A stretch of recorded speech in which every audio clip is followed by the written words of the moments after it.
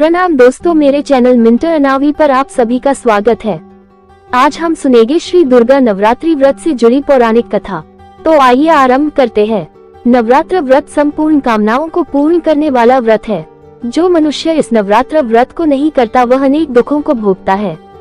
पौराणिक कथा के अनुसार प्राचीन काल में मनोहर नगर में पीठक नाम का एक ब्राह्मण रहता था। वह माँ भगवती का भक्त था। उसके संपूर्ण सद्गुणों से युक्त सुमति नाम की एक अत्यंत सुंदरी कन्या उत्पन्न हुई। वह कन्या सुमति अपने पिता के घर बाल्यकाल में अपनी सहेलियों के साथ क्रीड़ा करती हुई इस प्रकार बढ़ने लगी जैसे शुक्ल पक्ष में चंद्रमा की कला बढ़ती है। उसका पिता प्रतिदिन जब माँ दुर्गा की पूजा करके होम किया करता तब वह उस समय नियम से वहाँ उपस्थित रहती। एक दिन सुमति अपनी सखियों के साथ खेल में लग गई और माँ भगवती के पूजन में उपस्थित नहीं हुई।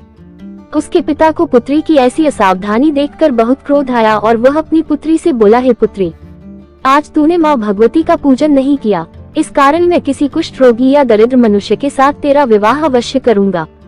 पिता के ऐसा कटु वचन सुन सुमति को बड़ा दुख हुआ और वह अपने पिता से कहने लगी, हे पिताश्री, मैं आपकी कन्या हूँ तथा सब तरह आपके अधीन हूँ, जैसी आपकी इच्छा हो वैसा ही करना।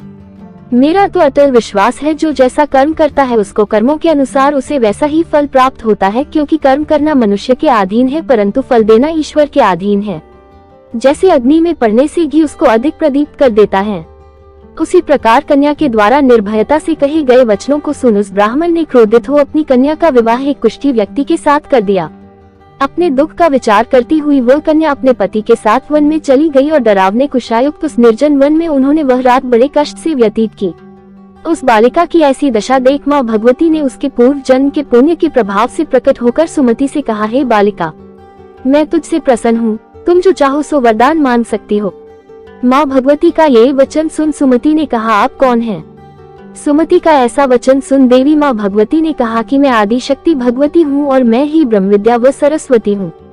प्रसन्न होने पर मैं प्राणियों का दुख दूर कर उनको सुख प्रदान करती हूँ।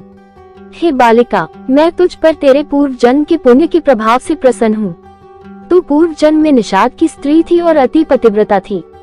एक दिन तेरे पति निषाद ने चोरी की।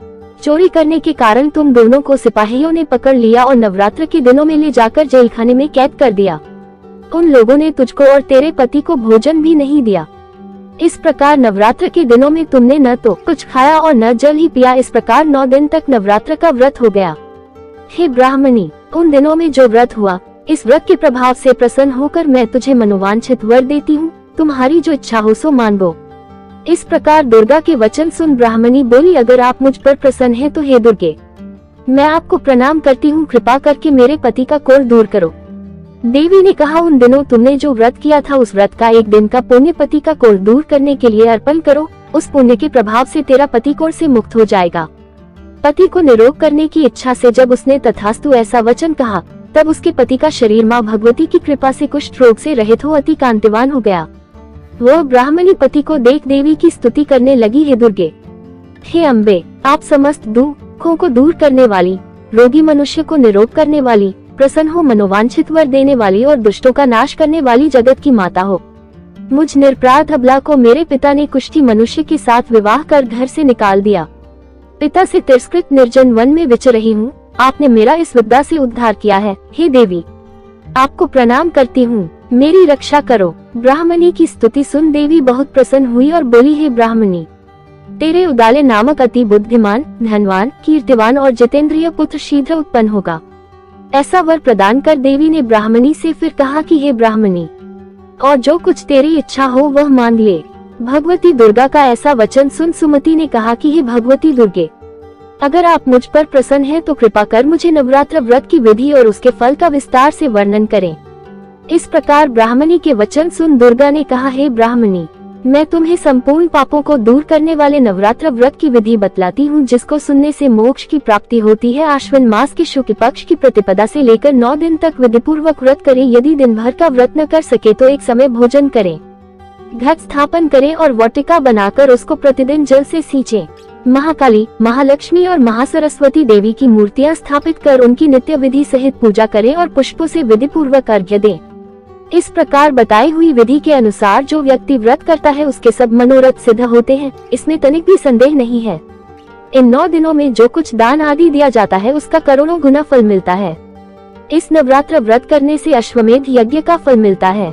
हे ब्राह्मणी, इस संपूर्ण कामनाओं को पूर्ण करने वाले उत्तम व्रत को तीर्थ, मंदिर अथवा घर में विधि के अनुसार करें।